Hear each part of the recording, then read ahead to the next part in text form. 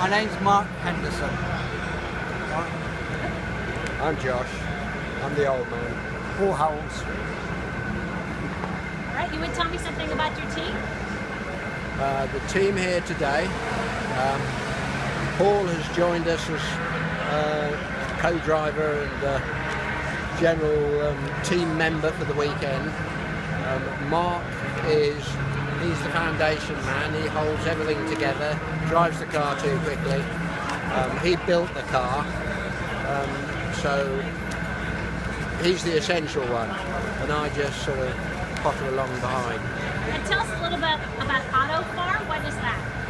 Our Autofarm. I started Autofarm with a partner in early 1973, and we started with Carrera RSs because that was when they were using them for rallying, and the rally boys were all wanting spares for them. And it was a little start-up business.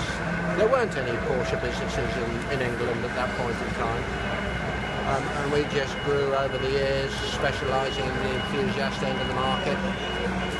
I actually passed it on to my management team at the beginning of this year, but I'm still well involved.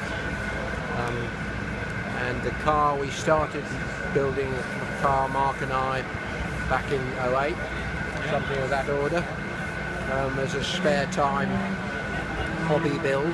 So it did take a moment or two. I think we got it running in 2013, got some shakedown track running in 14, got it sorted in the summer of this year.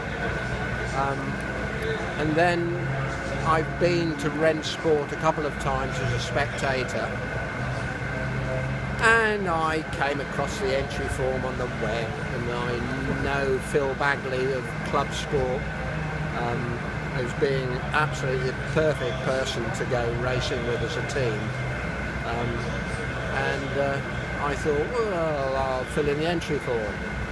I didn't actually hear anything. But at the time, there was a Carrera RS that Phil owned that was in the UK. So I was in touch with Phil anyway.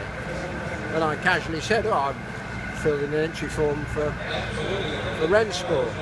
Never thinking that I'd really get in, because it's a bit of an sort of exclusive US-based thing. But at something of the last minute, I got a confirmation of acceptance of entry, which was slightly discombobulating because I had literally missed the boat in terms of shipping the car.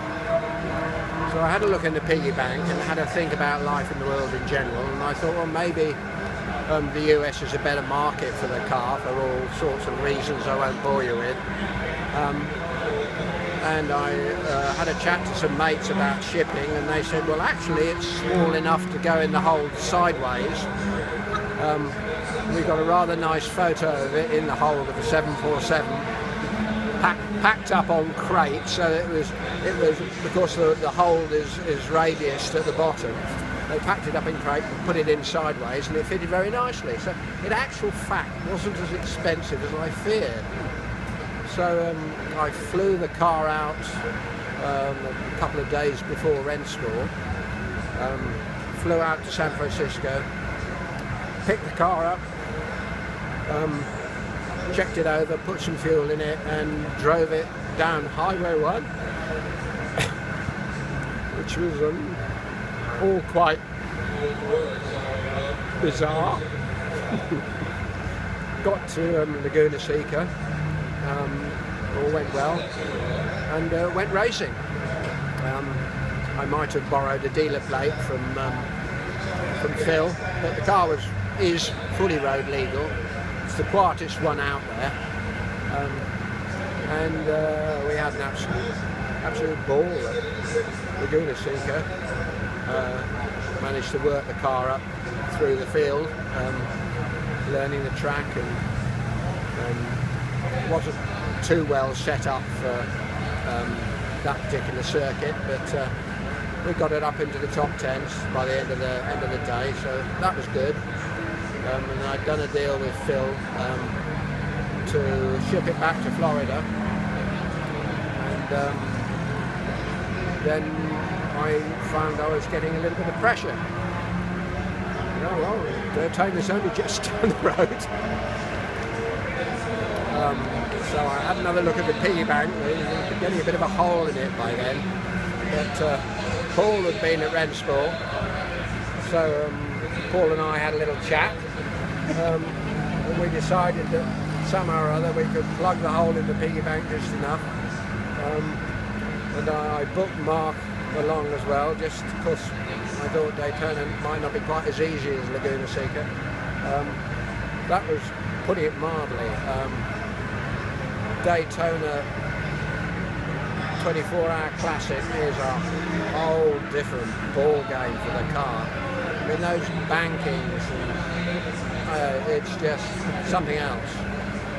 And anyway, the investment in Mark has already paid off because the ignition system went down in the night practice. Oh no, in the practice race.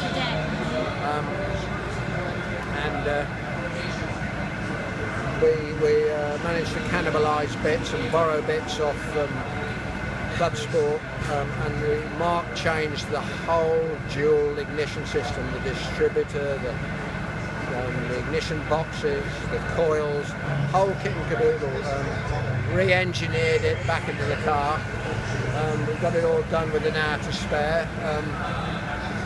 So I said, well, if you bloody mended it, you can go out first, which meant that we had quite a lowly position after a very poor practice with the ignition not working properly, which meant he went from 18th to 9th on the first lap. And we're 8th on that finish sheet. 8th and 30.